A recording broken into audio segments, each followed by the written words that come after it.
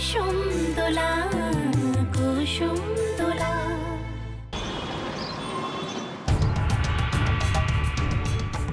Sorry মা, তুমি tension করো না। আমি দাদা ভাইকে বুঝিয়ে বলবো যে আমার টায়ার্ড লাগছে বলে আমি আর বরযাত্রীতে গেলাম না।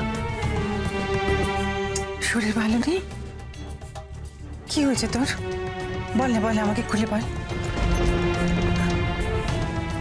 এই রনি,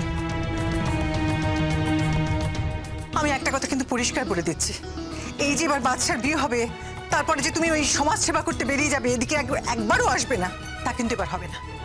বাচ্চার বিয়ে হয়ে গেলে আমরা কিন্তু এবার রনর বিয়ের জন্য পাকাপাকি ভাবে মেয়ে দেখতে যাবো। হ্যাঁ আমি তোমাকে যেটা বলছি, আমি কোনো কথা শুনতে চাই না, কিচ্ছু শুনবো না আমি। অনেক তুই আমায় বলেছিলি যে মেয়েটা দেখতে কেমন, মেয়েটা কি করে না করে সবকিছু তুই আমায় বলবি। কি রে, বলিসনি? কিন্তু এখনো বলিসনি, বলবি না আমায়? বল। বিশ্বাস কর, তোর মুখ থেকে না ওই মেয়েটার কথা শোনার পর থেকে আমার অস্থির অস্থির লাগছে। আমার খালি মনে হচ্ছে যে অন্তত একটা ছবিও যদি মেয়েটা দেখতে পারে। দেখাবি রে আমায়? দেখাবি রনা? বল না, দেখাবি আমায়? দেখ আমি শোনো না, তোমাকে আমি যেটা বলছি, তোমাকে আমি সব বলবো, তোমাকে আমি ছবি দেখাবো। দেখো এখন তো বাড়ি ভর্তি লোক, বুঝতেই পারছো, একটা বিয়ের ব্যাপার চলছে।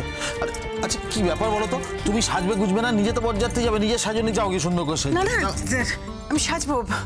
আমি বলছিলাম ওই আর কি, মানে বলছিলাম কি যে বাচ্চার বিয়েটা হয়ে গেলেই তুই মাথায় রাখিস, কিন্তু বাচ্চার বিয়ে হয়ে গেলে মানে আমার রণ এইবার ছুটিতে থাকতে থাকবে আমরা কিন্তু রণের বিয়েটা পাকা করে ফেলবো।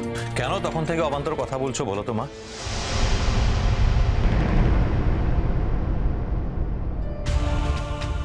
অবান্তর? কোনটা অবান্তর? তোর বিয়ের কথা? এই প্রসঙ্গটা বাড়িতে কখনো তোলো না মা।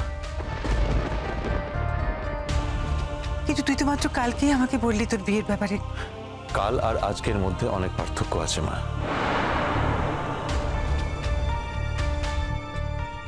কাল যদি বলেছিলাম, আজ আমি নতুন করে বলছি যে আমি আর বিয়ে করব না। তাই প্লিজ আমার বিয়ের কথা আর বাড়িতে তোলো না। শোনো, একটা দিন মাত্র, কাল থেকে আজ, এর মধ্যে এমন কি ঘটে গেল রণ যে তুই? কিছু তো ঘটেইছে, সে তো আমারও নজর এড়ায়নি, সে কথাই তোকে বলছিলাম। তারপর আবার অতক্ষণ ধরে দুজনে আলাদা ঘরে কথা বলবে এই মেয়ের সঙ্গে। ছোটদা ভাইয়ের কিছু ছিল নাকি? কেলোর কীর্তি।